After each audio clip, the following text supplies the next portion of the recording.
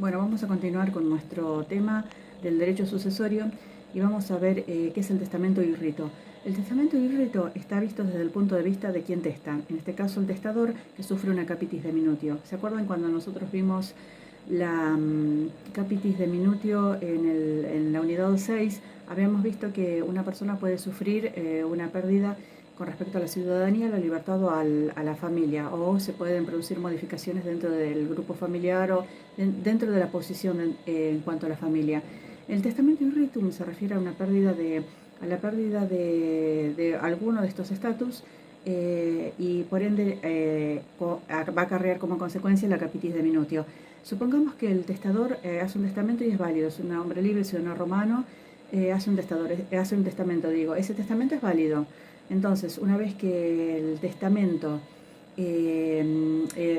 bueno, a partir de que el testamento es válido, a futuro ocurre una situación particular, pierde la libertad.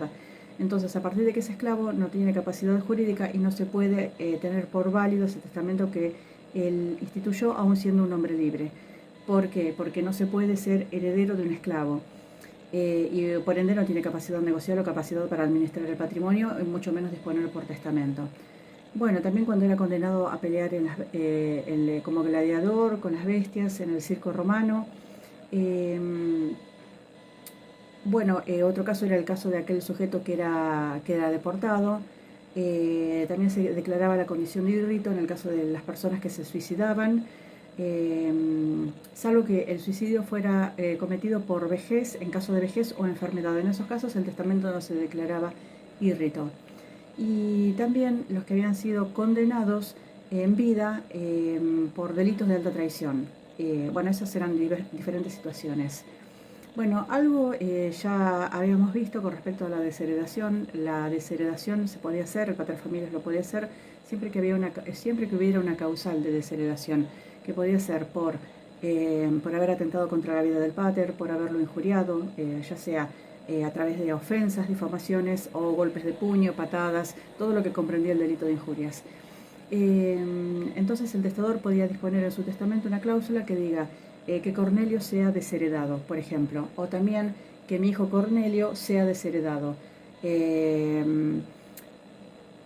sin nombrar a nadie, o sea, también puede decir desheredado, que mi heredero no reciba mi patrimonio si no tiene más hijos, ¿no? O sea, se podía nombrar a la persona o se podía decir en general en el caso de que no hubiese otros herederos. Bueno, vamos a ver con qué seguimos. Bueno, con respecto al acrecimiento, bueno, el acrecimiento es otra institución que aparece en el derecho sucesorio. Y bueno, lo que yo un poco les había comentado, que nadie puede morir en parte testado y en parte intestado. O sea, nemo pro parte testatus, pro parte testatus, pro parte intestatus, decedere potest. Esto quiere decir que el acervo es uno solo, es una universalidad jurídica y no se puede heredar por partes o decir esto sí, esto no. Es toda la totalidad del patrimonio. Entonces, si hay varios coherederos y uno de ellos muere antes de aceptar la herencia, o sea, aceptando la herencia, pero que todavía no se hizo la división del patrimonio, la porción que le corresponde a él pasa a aumentar la porción de los coherederos que quedaron con vida. Bien, entonces, eso va a ser en la parte proporcional que les correspondiera a cada uno. Vamos a ver ahora las sustituciones. A ver, hay varias clases de sustituciones. Vamos a hablar de dos: la sustitución vulgar y la sustitución pupilar. La sustitución vulgar. En el testamento se pueden designar varias clases de herederos. Bueno, por ejemplo, si Ticio no hereda, que herede Sempronio. Y así sucesivamente vamos nombrando distintas personas hasta que se llegue fehacientemente a que haya una persona que reciba la herencia. Por ejemplo, yo digo que Tito, Sempronio, Lucio, Cornelio hereden, sino que lo haga Julio, ¿bien? O yo puedo decir que Julio herede a Cornelio, que Cornelio herede a Sempronio, que Sempronio herede a Cayo. Se puede redactar de distintas maneras. También se puede decir que Cornelio me herede, pero también si Cornelio no puede heredarme, que lo hereden Cayo, Sempronio y Julio. O sea, hay distintas formas de la sustitución vulgar. Y vamos a pasar ahora a la sustitución pupilar. Se llama de esta manera porque se refiere a los impúberes, ¿bien? Los impúberes que se encuentran bajo potestad se los puede sustituir. No solo como herederos de uno, sino también cuando mueren impúberes, después de haber heredado. Otros heredan lo que ellos habían ya dejado.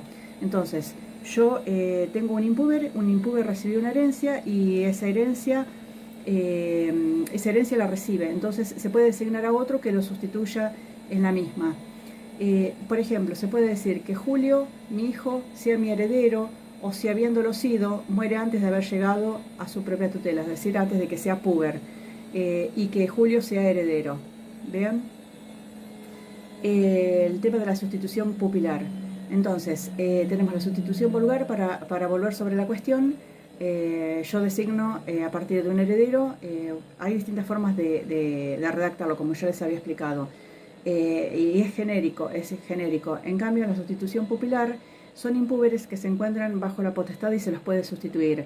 No solamente como nuestros herederos, como yo les había dicho, sino que son, si en el caso de que se mueran impúberes, ya se les designa una persona que los va a reemplazar, los va a sustituir, ¿no? Bueno, vamos a ver la sucesión intestada. La sucesión intestada habíamos dicho que es la sucesión que no tiene testamento o que habiendo un testamento este es inválido. Entonces, si es inválido, se tiene que abrir la sucesión cuyo orden establece la ley, establece el derecho civil. Bien, en el derecho civil encontramos los herederos suyos, extraños o voluntarios, denominados extraños herederos. Los herederos suyos son aquellos que reciben directamente, o sea que son ocupan una posición, digamos, privilegiada, ¿no? Porque no pueden ser excluidos, que son la mujer con la que se contrajo la manus, con la que se contrajo el matrimonio civil y sobre la cual se ejerce la manus, los hijos legítimos nacidos dentro de las justas nupcias, los adoptados y después los legitimados por subsiguiente matrimonio. Entonces, los herederos extraños o voluntarios son los herederos, son terceras personas que no pertenecen a la familia, pero pueden ser incluidas asignándoles una porción hereditaria. Y esto significa que asignándoles la porción hereditaria, siempre y cuando no se afecte la porción de los herederos suyos. ¿Bien? Son los suyos y necesarios. Después tenemos los herederos suyos, que son los de esta clase, para no mezclar, que son los de esta clase que yo les había dicho, la mujer y los filí.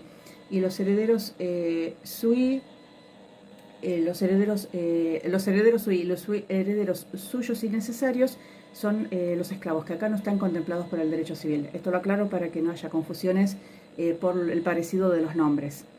Bien, a ver, ¿qué dice la ley de las 12 tablas con respecto a los herederos sui? Cuando un paterfamilias muere sin dejar testamento, lo sucedan necesariamente los hijos que se van a transformar en sui iuris, ¿bien? Quedaban comprendidos en esta categoría de sui iuris los hijos e hijas que estaban sometidos a la potestad del decuyo su causante, la uxor, que estaba sometida bajo su manus, y la uxor y la que ocupa el lugar de hija. Hay otra categoría, los herederos estranei. Vamos a profundizar lo que yo ya había dicho. Si el que moría intestado no dejaba herederos sui, lo que ocurría forzosamente con las mujeres que no ejercían potestad sobre persona alguna. Entonces la ley de las 12 tablas le atribuye la herencia al agnado más próximo. Esto es por la incapacidad que tenía la mujer, en el caso de que no hubiera varones y hubiera mujeres. Los agnados eran los parientes que, ¿se acuerdan el vínculo agnaticio que vimos en la unidad del derecho de familia? Son los que pertenecen a la gens antigua conformación familiar, y que los vínculos son por agnación, o sea, tenemos en común el antepasado, pero no hay vínculos de sangre. Sin embargo, se le reconoce al agnado la potestad o el derecho de poder heredar y administrar ese patrimonio también bajo su órbita, tenerla a la mujer, para que no quede desprotegida, en calidad de recibe la herencia en calidad de heredero y está en calidad de tutor, la tutela perpetua de la mujer sería, ¿no? ¿Vieron cómo se van vinculando los temas? Bueno, también hay un llamamiento, o sea, el llamamiento legal no se hacía por los sexos. La ley Boconia del año 169 a.C. impidió a las mujeres ser instituidas herederas por los ciudadanos de la primera clase del censo. Entonces apareció una restricción en donde por esta ley se impedía que la mujer fuera instituida heredera por el derecho civil. Incluso para llegar a la sucesión legítima a las mujeres, más allá del segundo grado, admitiéndose solamente a las hijas y a las hermanas. ¿Bien? Bueno, con respecto a la hereditas y la bonorum possessio, ustedes habían visto algo en el video anterior, habían escuchado algo y visto algo en relación a este instituto de la sucesión, que es un intermedio entre la sucesión testamentaria y la sucesión ab intestato, en donde aparece el pretor, y el pretor lo que va a hacer es tratar de determinar si hay un reclamante que tiene derecho a heredar porque así lo está pidiendo. En realidad no se sabe cuál es el origen de la bonorum possessio, o sea que el pretor, o sea, esto se basa, los orígenes bien no se saben, pero como el pretor tenía la función de subsanar vacíos legales, cumple una función complementaria del derecho civil, o cumple esta función de dirimir determinadas cuestiones de conflicto que se generan entre los sujetos y que no hay una solución del derecho de la norma civil. Entonces lo que se hace es recurrir al pretor.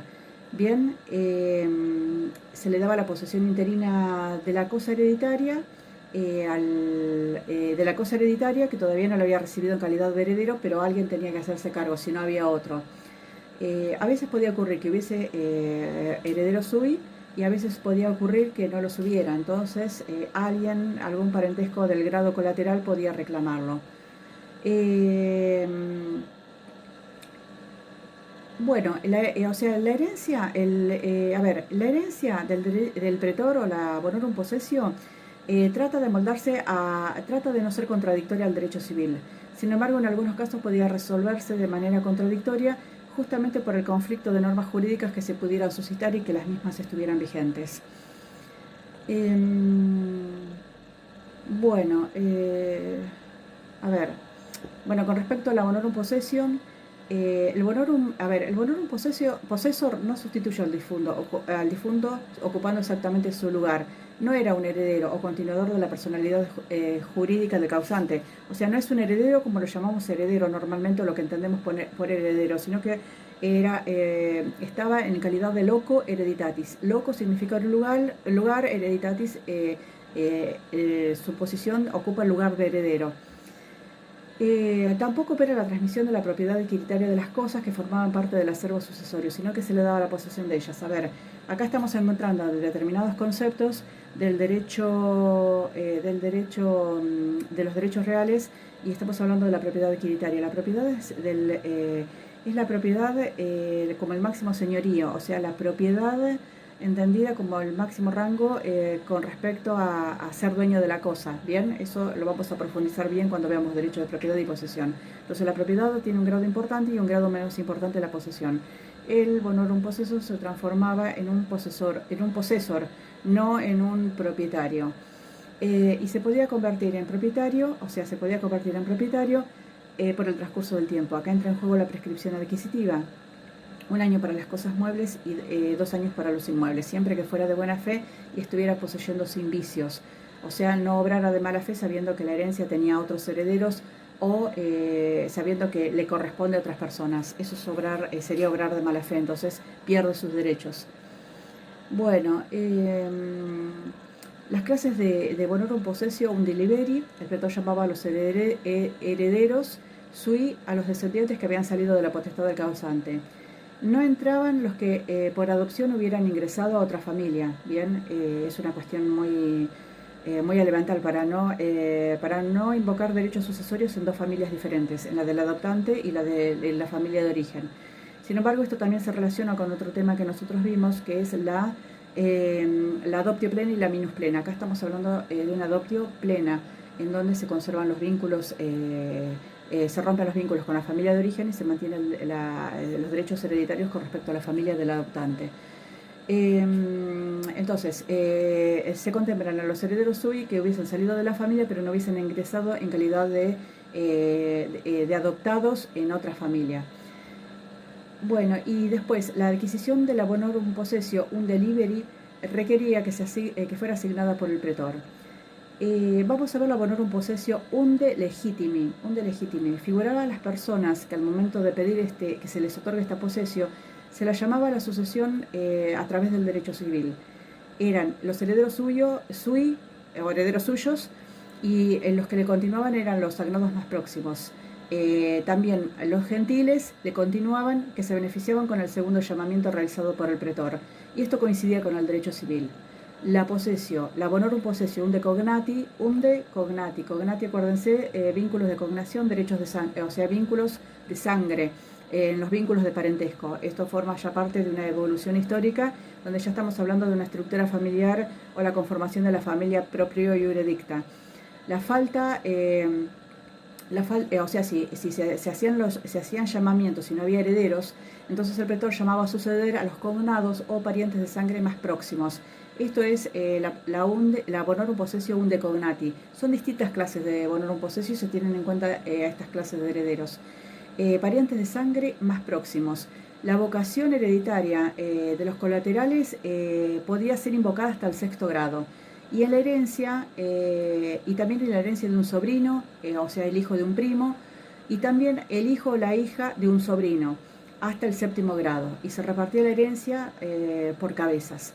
El parentesco por consanguinidad también podía derivar no solamente del padre, sino también de la madre. Vamos a pasar a la bonorum possessio unde vir et uxor. Unde vir varón, et uxor es la mujer con la que se contrajo justas nupcias. O sea, ya las palabras en latín les están diciendo el significado o a qué apunta esta bonorum possessio. Bien, entonces, el pretor le daba esta bonorum possessio al cónyuge superstite, o sea, el que quedaba vivo. En el matrimonio cum manu, ¿se acuerdan que cuando nosotros vimos el derecho de familia, estaba el matrimonio cum manu, en donde la mujer mantiene, tiene y mantiene en el tiempo una pertenencia a su familia de origen, no a su familia, a su nueva familia o familia del marido, no a la familia de origen. Ese es el matrimonio cum manu. La mujer hereda a su marido como, lo hereda como sui heredes, o sea, ocupa un rango de privilegio en la herencia, porque ocupa el lugar de hija. Acuérdense que la uxor ocupa el lugar de hija con respecto al orden de las mujeres. Pero el matrimonio no tenía igual derecho con respecto a otras mujeres que hubiera. En el caso de que hubiese habido un concubinato, no estamos hablando, o sea, no había bigamia, sino que una mujer anterior que hubiese podido tener el paterfamilias. A ver, una mujer anterior, antes de casarse, que hubiese sido concubina, si pretenden invocar un derecho hereditario, no le corresponde en absoluto. Entonces, cuando en el matrimonio sine manu, los cónyuges se podían heredar recíprocamente. ¿Se acuerdan? Sine manu, estaba el matrimonio en el que la mujer rompe vínculos con su familia de origen, y hay otros en que los mantiene. Sin embargo, en el matrimonio sine manu, la mujer y marido y mujer se pueden heredar recíprocamente. Justamente por este carácter de esta bonorum possessio. Estaba la bonorum possessio decretalis, que se otorgaba como consecuencia del imperium que tenía el magistrado a través de un edicto, y se exigía un previo estudio de la causa y una información sumaria para ver si correspondía otorgar o no la bonorum possessio. Después, la bonorum possessio ventris nomine, que se concedía a la madre viuda que había quedado embarazada. La bonorum possessio furiosi nomine, que se otorgaba a pedido del curador del demente. La bonorum possessio ex edicto carboniano, entonces se confería al hijo impúber, al hijo que era impúber y que estaba en una discusión judicial, la legitimidad de la paternidad, mientras duraba esa controversia, mientras duraba ese conflicto. En realidad, yo se los digo más que nada a título informativo, las distintas clases, ¿no? Pero bueno, es importante que sepan que existió. Estaba también la bonorum possessio cum re, el bonorum possessor, a quien el pretor lo sostenía como tal, eh, incluso frente al heredero del derecho civil, o sea que el pretor lo coloca en un rango de igualdad, y tenía un bonorum possessio cum re, cum re. Entonces el magistrado corregía el derecho civil y le daba a este heredero una posesión, la posesión de los bienes hereditarios. Bien, esto lo tenía que pedir el interesado, obviamente siempre esa instancia del interesado, nunca lo podía pedir de oficio el magistrado, porque no podía estar, o sea, no se podía enterar cuál era la situación de cada uno, ¿no? Entonces, este tipo de bonorum possessio era concedida por el pretor cuando estaba previsto en el edicto, que es la bonorum possessio edictalis o decretalis, y también cuando estaba la bonorum possessio, la bonorum possessio edictalis y la decretalis, ahí está. Bueno, la bonorum possessio sine re, si la posición era provisional, o sea, el reclamante estaba en una situación en la que por un tiempo no apareciera, o por un tiempo o para siempre no apareciera un heredero, o sea, en ese interín no apareciera un heredero del derecho civil, aun cuando hubiese operado la usucapión a su favor, el magistrado confirmaba o suplía al derecho civil sin oponerse abiertamente, o sea, dejaba que prescriba, que pase el plazo de prescripción adquisitiva o usucapión.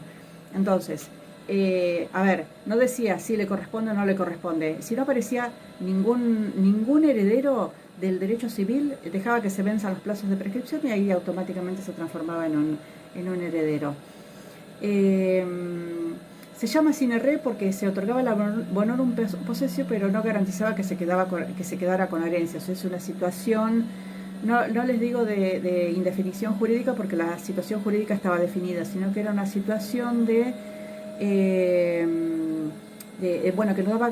no daba firmeza al derecho que en ese interín tenía el reclamante.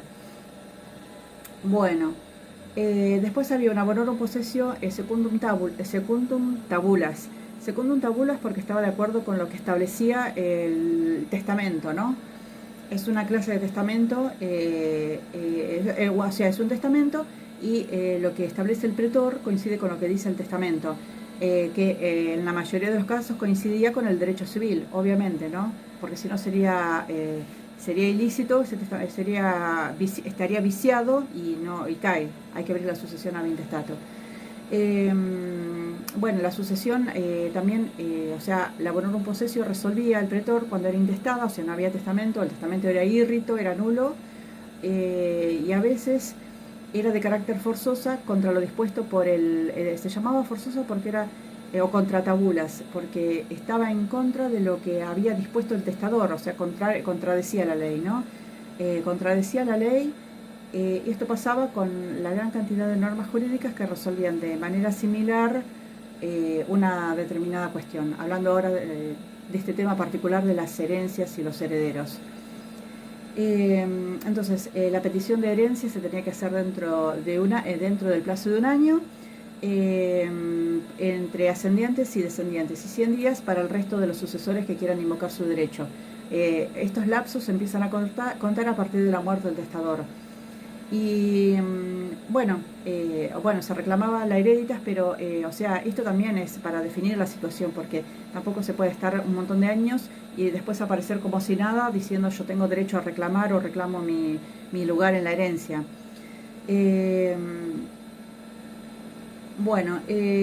Entonces el bonorum possessor no era heredero ni disponía de la petición de herencia, sino que lo tenía que hacer a través del pretor.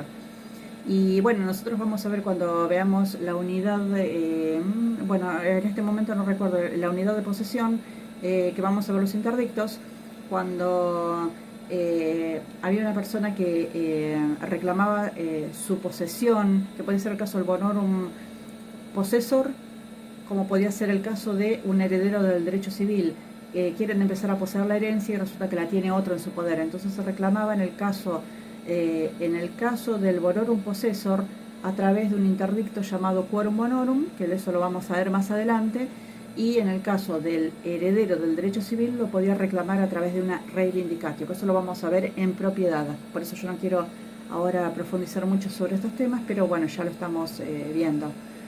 Después, en el derecho imperial apareció el Senado Consulto Imperial, el Senado Consulto Tertuliano. Bien, que en la época de Adriano se concedió a las madres que tenían el ius liberorum, ¿se acuerdan? Las madres que tenían 3 hijos, ingenuas con 3 hijos, libertas con 4, el derecho a suceder a sus hijos, dentro de la categoría de los agnados. El Senado Consulto Orficiano, de tiempos de Marco Aurelio, también dispuso que los hijos sucedan a la madre, excluyendo a los consanguíneos, y agnados de la madre. Y bueno, después aparecieron 2 constituciones, una antoniniana y otra valentiniana, de Valentiniano II, donde se estableció que los nietos van a suceder junto con los hijos y los agnados a la abuela paterna y a los abuelos maternos. Vamos a ver, entonces, Anastasio, ¿qué fue lo que dispuso? Anastasio dispuso que la cognación también fuera establecido por línea colateral. La línea colateral es la de los hermanos, medios hermanos, primos, tíos, sobrinos. Y se dispuso que también se puedan continuar hereditariamente entre hermanas y hermanos que estuvieran emancipados, juntos con aquellos que no estuvieran emancipados. O sea que se les daba un trato igualitario, porque tanto hermanos emancipados como no emancipados podían heredar por partes iguales. No podían heredar por partes iguales, sino que iban variando las porciones. Y esto ya después fue eliminado por Justiniano. Ahí sí se podía hacer por partes iguales, esto para no generar confusión. La regla es por partes iguales. En un momento existió que no era por partes, que no era igualitario. La lex Julia y Papia Poppaea de la época de Augusto, que esto se ha visto, es uno de los temas que hemos visto en el derecho de familia, tiene una repercusión o una influencia en el derecho sucesorio. Entonces, en tiempos de Augusto lo que se otorgaron fueron beneficios, beneficios, por decirlo así, a los que tenían hijos. Se promovía que el que contrajera justas nupcias tuviera hijos, porque ese era uno de los fines del matrimonio. O imponer, y hacer lo contrario, imponer sanciones al que no tenía hijos. Entonces, el Senado Consulto Tertuliano, en tiempos de Adriano, le daba la herencia del hijo a la madre que gozaba del ius liberorum. El nacimiento de un hijo póstumo acarreaba la caída del testamento. ¿Bien? O sea que el nacimiento de un hijo póstumo, ¿qué quiere decir que acarreaba la pérdida del testamento? Quiere decir que ese hijo póstumo tiene derechos hereditarios. O sea, yo no puedo hacer un testamento hoy contemplando a quienes integran la familia, por decirlo así en líneas generales, ¿no? Y después, después resulta que muere el pater y la mujer no sabía que había quedado embarazada, y dentro del término contemplado para la filiación nace otro hijo. O sea, ese testamento ya no puede ser válido nunca, porque a un hijo legítimo no se lo puede excluir de la sucesión. Y esto lo establece, se establece por la bonorum possessio, se establece en el derecho testamentario, se establece en la sucesión ab intestato.